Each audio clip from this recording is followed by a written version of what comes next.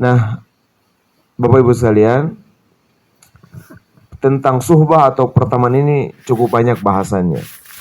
Di antaranya, pertama kita harus mengenal siapa yang akan ada dalam perjalanan kita, yang akan mungkin bertemu, berteman gitu, berpapasan atau menyertai perjalanan kita.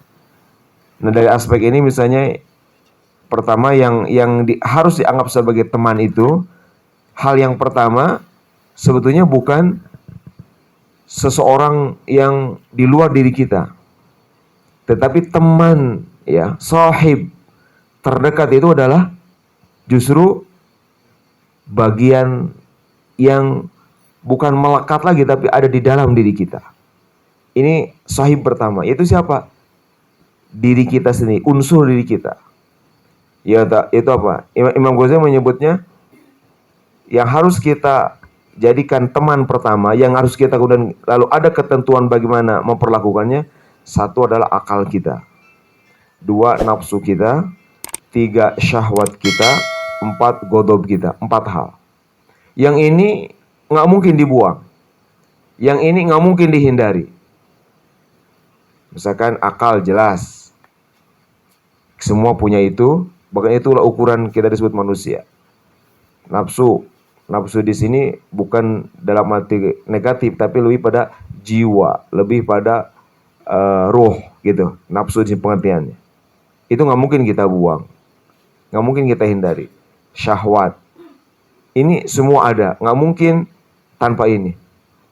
Nah, nggak mungkin tanpa ghadab. Misalkan, mungkin nggak beragama tanpa ghadab? Nggak mungkin. Kalau beragama tanpa ghadab, kita maka tidak akan ada ketersinggungan ketika ada syiar agama, ketika ada prinsip agama yang dilanggar orang. Nggak akan ada amar ma'ruf. Kita damai-damai aja. Rasulullah diejek, Quran dihina. Maka kenapa di Islam ada orang kalau nggak ada ghadab, ada syariat perang? Nggak akan ada. Ngapain lah, biarin aja, nggak ada. Jadi nggak mungkin. Nah, ini panjang bahasanya, tapi saya nggak akan bahas aspek itu. Ini hanya mengenalkan aja. Nanti aspek lain yang akan disampaikan pada kesempatan ini. Itu. Yang kedua, siapa yang teman itu? Nah, jadi kadang kita pada aspek ini perlu juga mengenal tadi itu. Jadi kalau semalam kita belajar SWOT itu, atau sebelumnya kita kasih POM, saya kira para ulama dulu ini udah lebih mengajak kita untuk memang tahu itu. Tahu gitu, 4 aspek tersebut. Yang kedua, siapa lagi yang pasti itu akan ada interaksi dalam perjalanan kita menuju Allah adalah kaum muslimin secara umum. Artinya secara umum itu orang-orang yang ada ikatan dekat dengan kita. Siapa saja. Mungkin orang yang berpapasan, siapa gitu. Secara umum, siapapun kaum muslimin. Itu adalah teman perjalanan kita, siapapun mereka. Nah, tentang itu ada 20 adab etika yang penting kita perhatikan. Lalu siapa lagi? Orang-orang yang punya hubungan dekat dengan kita. Dari mulai tetangga, kemudian staff gitu. Kalau zaman dulu mamluk, hamba sahaya. Nah, mungkin dalam hati kita, apalagi Bapak Ibu semua, kita semua adalah orang-orang yang ditakdirkan Allah punya amanat lebih. Yang direktur, yang jadi pengurus divisi, yang jadi kepala unit. Kita ini orang-orang yang ditakdirkan oleh Allah untuk juga ngurusi orang lain, untuk memikirkan orang lain. Misalkan yang terkecil, misalkan di unit terbaru di RTM 2 gitu, di kampus 1 ini, misalnya gurunya baru ada 4 orang. Misalkan anak yang dititipkan, diamanahkan untuk dari pagi sampai sore di situ, misalnya baru ada 5 orang. Maka minimal kepala unitnya harus sudah berpikir untuk 9 orang itu. Minimalnya. Lebih jauhnya dia akan berpikir lagi yang siswa dengan orang tuanya, yang guru dengan keluarga. Tapi paling tidak dia sudah tidak lagi bisa kita sebagai yang diamani dalam posisi kita masing-masing untuk berpikir diri sendiri, tapi kita berpikir tentang orang lain. Maka Islam menyiapkan itu dalam adab bagaimana dengan orang yang ada hubungan dekat dengan kita, staf kita, tim kita, gitu, rekan kerja kita. Kemudian siapa lagi? Yaitu yang pasangan-pasangan kita, suami istri.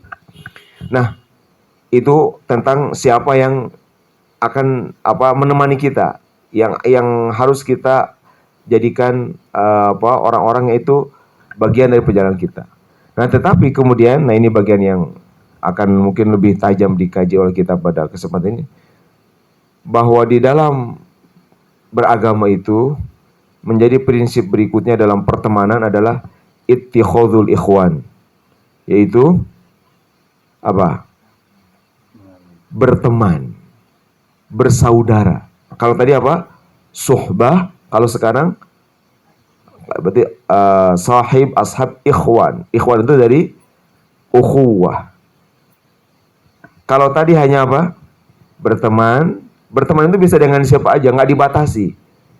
Karena teman itu kita, seperti kita datang ke sini, kita hanya kenal di tempat ini, orang yang ngurus ini, itu adalah minal ashab. Tetapi lebih dari itu, yang sangat menentukan keberagamaan kita adalah al-ukhuwah, persaudaraan. Maka di sini penting kita dengan siapa kita akan bersaudara. Maka di sini penting dengan siapa kita akan menjalin ukhuwah itu. Itulah disebut dengan ikhwan. Nah, di dalam Al-Qur'an Allah dengan tegas mengatakan innamal mu'minuna ikhwatun. Mukmin itu adalah ikhwah. Apa bedanya ikhwah dengan ikhwan? Dua-duanya kalimat jamak. Nah, di dalam Al-Quran kata ikhwah itu hanya ada 3 kata. Ikhwatun itu di dalam surat An-Nisa, lalu di dalam surat Al-Hujurat tadi, dan di dalam Al-Baqarah.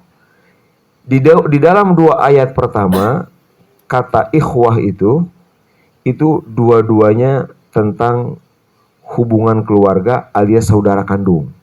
Misalkan dalam An-Nisa tentang waris, itu saudara kandung yang dimaksud.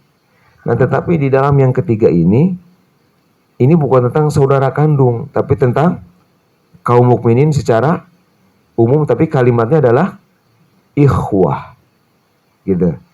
Pakai menggunakan kata yang itu lazimnya dipakai untuk saudara kandung.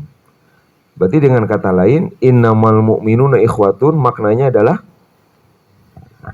kan kalau kita kaji pakai ilmu santri itu, innama itu apa? Hasr. Berarti apa? Meniadakan hal yang hanya itu. Berarti mukmin itu hubungannya hanya hubungan saudara kandung. Jadi kedekatan mukmin dengan mukmin harusnya tidak ada pendorong lain, tidak ada motif lain kecuali karena memandang mukmin itu adalah seperti saudara kandung. Karena bahasanya bukan teman, tapi saudara. Nah, ini yang kemudian sepertinya membuat di dalam Islam ini ajaran ukhuwah ini luar biasa penting.